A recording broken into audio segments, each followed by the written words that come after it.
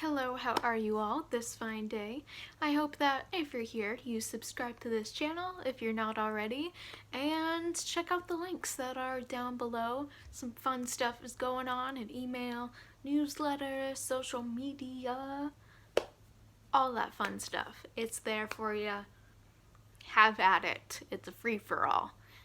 And I went into this week not necessarily knowing what I was going to do here, and it just kind of came all seemingly at once because this is probably the first time that I've had some sort of like stress in a while.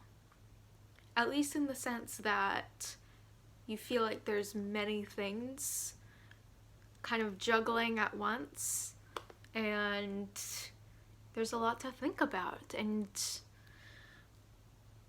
it feels like it's been a long time since I've had that. My kind of seminary program has been not too crazy, not like college, and otherwise I was just doing whatever, and yeah, now it's like all at once, multiple things to do. I know college students are finishing the semester, and it feels like a lot, and it's important in our context here that we figure out what works best in managing stress, because it doesn't take a whole lot of assignments and things due to feel that stress. I'm very privileged that I haven't felt that stress directly from our world right now, and I'm thinking of you all that are in that frantic place and have been for a while. But I find that being autistic, it's difficult to manage stress, and there's a low tolerance for this sense of many things going on. And whether that's just also having anxiety at the same time, or just how our brains work, we're here, we're frantic, it's a fun time. And me managing stress, I know when I was more masking and unaware, I would have those points of burnout without knowing that it was burnout. And I still find that when I'm stressed, I automatically retreat and I dissipate into the void, which, if you're a listener to Brene Brown like I am, then it is responding to anxiety on the low functioning end, where you feel like you can't really do anything and you feel really helpless, versus high functioning, completely independent of spectrum functioning, but high functioning in the sense that you're wanting to do every single thing for everyone and take on all the things, and you're moving so fast that you can't think. And I've definitely had waves of both, but I feel like now it's especially, oh my gosh, this is daunting, I'm just going to melt into the floor. And yeah, I feel like that might not be the best way to cope with stress.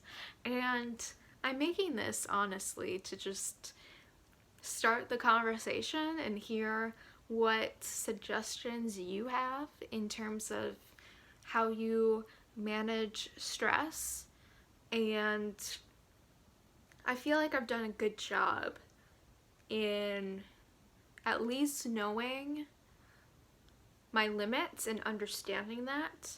I think that's the main goal for approaching all of this, is knowing how much energy do I actually have to avoid overstimulating and going too far and ending up too deep into things, which I've done basically forever up to this point.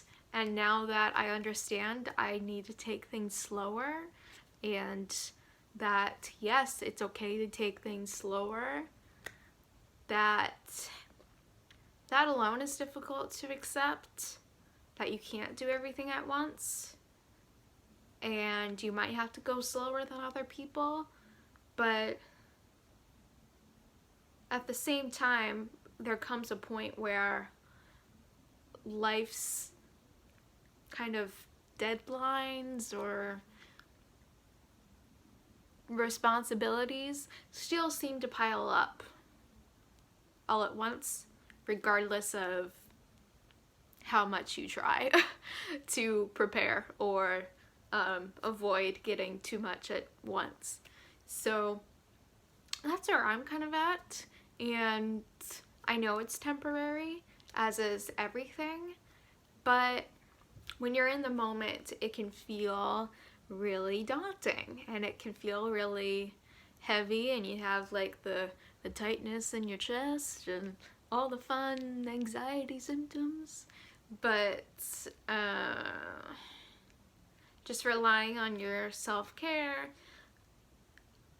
I feel like I'm saying all this, I'm doing all this very cognizant of the fact that there are so many things already out there telling you, here are 101 ways to manage stress and do self-care and go take your bubble bath and all the things.